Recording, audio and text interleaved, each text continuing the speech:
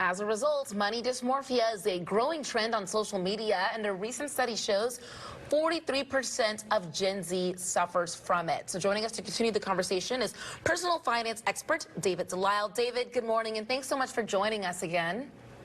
It's so great to be back here, Steve and Tyrah. So before we get into the interview, we've been asking our ARC Seattle viewers what's the best piece of financial advice they've ever been given. What's your answer? Yeah, I saw that, and I was thinking this is really important for a lot of viewers.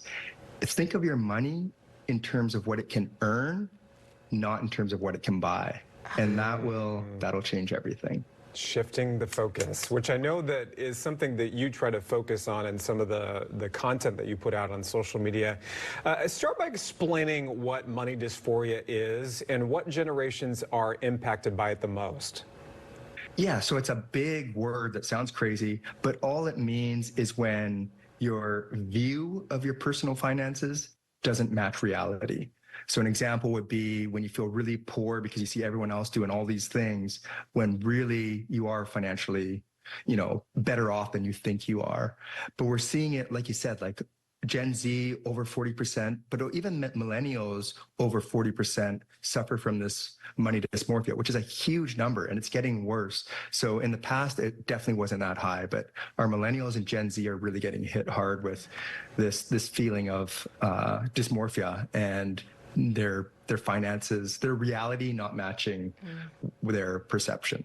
Spending beyond their means. So how can money dysmorphia lead to harmful financial behaviors like overspending or even hoarding money? Yeah, so it can go either direction. So what happens is people will think that they never will have enough or they'll always be poor. And so you get this whole, you only live once mentality and just spend for today because you'll never have money tomorrow anyway. So that's on the spending side, which is not great at all because it's really not setting up your financial future.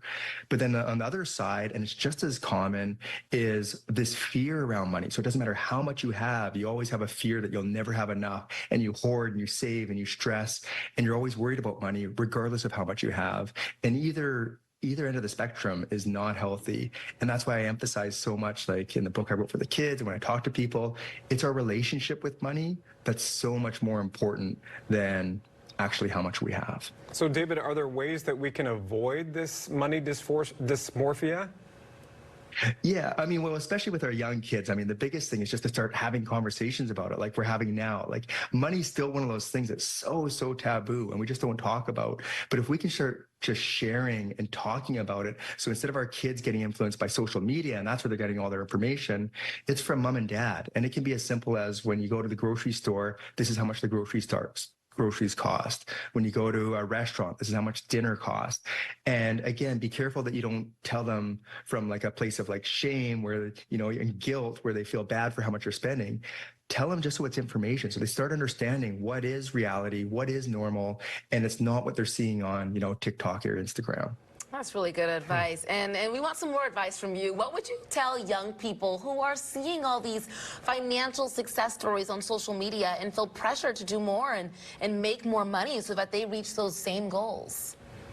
Well, so a lot of it's mindset. So I talk about something called the awesome stuff and asking, is this my awesome stuff? So instead of chasing what someone else tells you is their awesome stuff, really understanding yourself. And it sounds simple, but a great example would be, maybe that car, that purse, or that thing you're chasing, that compared to, freedom or spending time with your friends or going on a vacation with your family might all of a sudden make those things feel irrelevant. And that's where just being a little bit more in tune with what actually brings you joy can have a massive impact.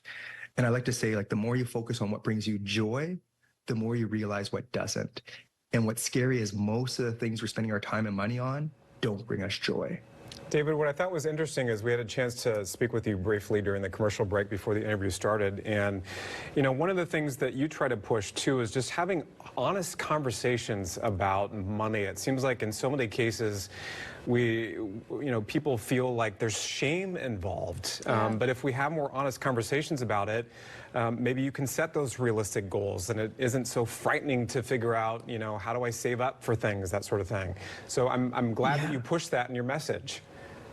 It's so important. And like I've been noticing it, like I've got two boys, 12 and 15, but I'm noticing a lot with my 15-year-old is he's feeling shame because he's a spender. He loves to spend. If he has $20 in his pocket, he'll spend 20. If he has 100, he'll spend 100.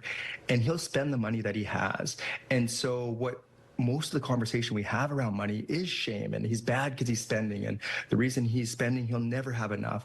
But really, if we can start having these conversations, remove the shame and develop habits around it, I can teach him healthy habits to automate the saving. So what he has in his hand, he can spend and do it without shame. And it's so important. Like I'm really trying to change the tone and the way we talk about money in general. Like that's why I'm trying to inspire this movement where we can change the way we think and feel about money. Because right now it's so much of you should do this, you shouldn't do that, a lot of judgment, a lot of telling people what to do. For me, it's more about awareness, understanding what's important to you. I'll give you all the options. Like I think most people don't realize how many options there are. Like I said at the beginning of the segment, you know, think of what your money can earn instead of what it can buy. That's a new way to think about money. But then what you do with that information, that's entirely up to you without that shame or judgment. So many options out there. I love it. Thank you so much for joining us. This was so insightful. It is, yeah. Always good to have you, David. We appreciate you. Thank you so much. Thanks so much, Tyrah, Steve. It's great being here again. David Delisle, personal finance expert. I recommend following him on Instagram. Yes, free that's some good content. Free tips. Who doesn't love free tips, right? Let's bring in our producer, Jordan, now. We asked on social media when it comes to money and finances.